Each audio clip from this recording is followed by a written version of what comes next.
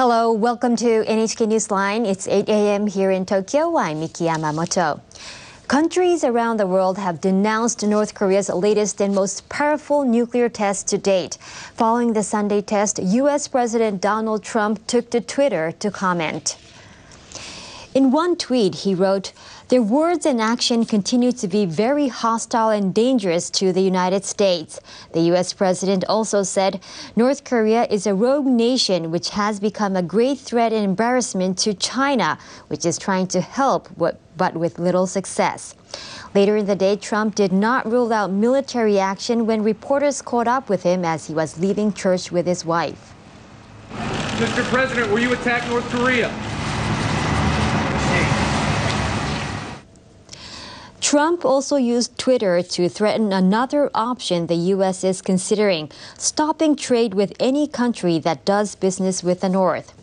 The U.S. Defense Secretary has also commented, saying his country is not looking to the total annihilation of North Korea, but he did warn threats would be met with a massive military response.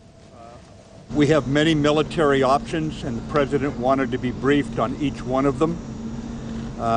We made clear that we have the ability to defend ourselves and our allies, South Korea and Japan, from any attack, and our commitments among the allies are ironclad. Japan's Prime Minister Shinzo Abe spoke by phone with the American president on Sunday. I and President Trump agreed that we will not overlook North Korea's latest outrageous act. We also agreed that the international community must bring the greatest pressure ever on the North with strong determination. Abe also spoke with Russian President Vladimir Putin. He said both share the recognition that the actions by Pyongyang pose a serious threat.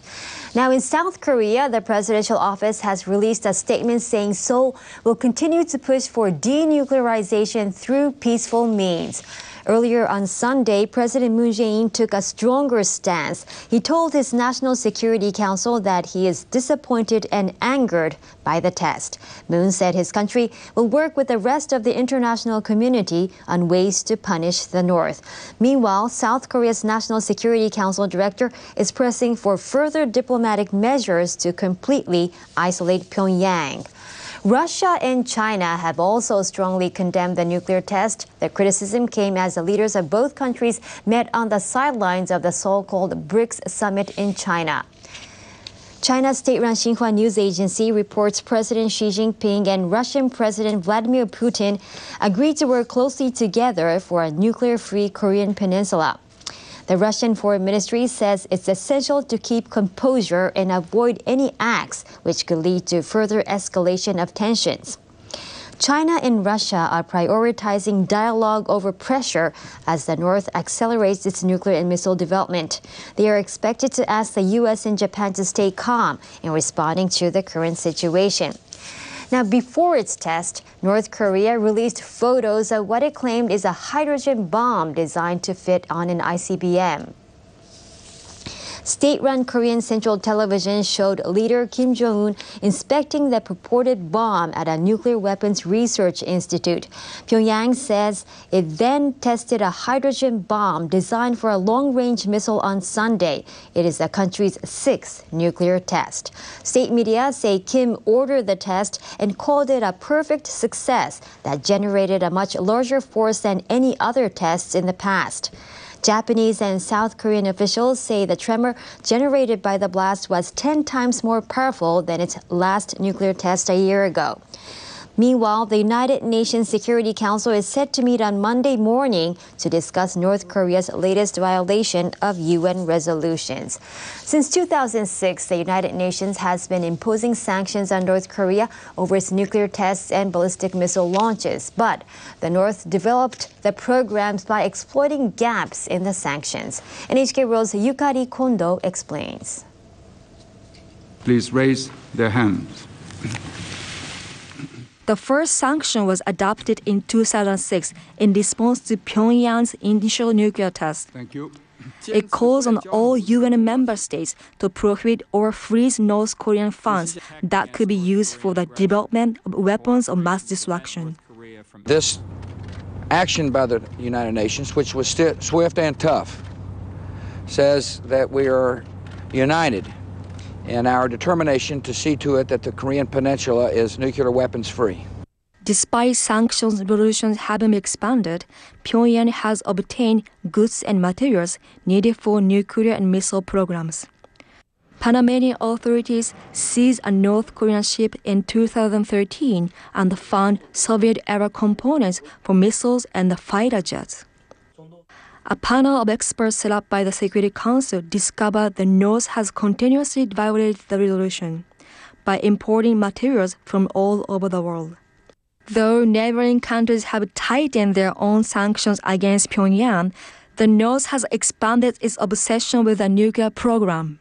조선의 첫 수소탄 시험 완전 성공. 우리는 새롭게 개발된 시험용 수소탄의 기술적 재원들이 정확하다는 것을 완전히 확증하였으며 소형화된 수소탄의 위력을 과학적으로 해명하였다.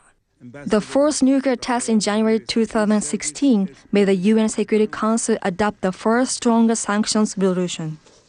It includes a ban on exporting aviation fuel to the North, and importing minerals like coal and iron ore were also prohibited. Coal is a main export item for North Korea. The Security Council had expected the resolution would cut its funds to produce missiles and nuclear weapons. However, the resolution allowed the regime to sell coal for livelihood purposes. This exception let the North continue its military development. The latest report by the UN panel points out Pyongyang has earned at least $270 million mainly by exporting coal to China and other Asian countries. The most recent resolution against the North in August totally bans their coal exports. It also prohibits hiring North Korean foreign laborers, aiming to reduce the country's annual income by a third. This resolution is the single largest economic sanctions package ever leveled against the North Korean regime. After a ballistic missile launch at the end of August, Japan and the U.S. have considered additional sanctions to increase pressure on North Korea. Yukari Kondo, NHK World, Tokyo. Well, South Korea's response so far has been a mix of calls for diplomatic solutions and military muscle flexing. On Monday morning, it conducted a live fire exercise simulating an attack on North Korea's nuclear test site. Its Army and Air Force carried out the drills that involved firing ballistic missiles and air-to-ground missiles. The country is also planning a joint exercise with the U.S. military. South Korea's president said he was disappointed and angry after the test. Moon Jae-in said his country will work with the rest of the international community on ways to punish the North. According to Yonhap News, his presidential office also issued a statement saying Seoul would continue to push for the denuclearization of North Korea through peaceful means. It came after a tweet by President Trump that criticized South Korea's approach in the lead-up to the test as appeasement. Well, the Japanese government says it has not detected any radioactive fallout after North Korea's nuclear test. On Monday, it said as of 8 a.m., it had observed no abnormal radiation levels in the air after checking about 300 monitoring posts nationwide. On Sunday, the Defense Ministry dispatched aircraft to collect dust samples at 3 locations over the Sea of Japan. The ministry said no radioactive materials were detected. Earlier in the day, North Korea claimed it tested a hydrogen bomb designed for a long-range missile. It's the country's 6th nuclear test. Whether it was in fact a hydrogen bomb remains unclear.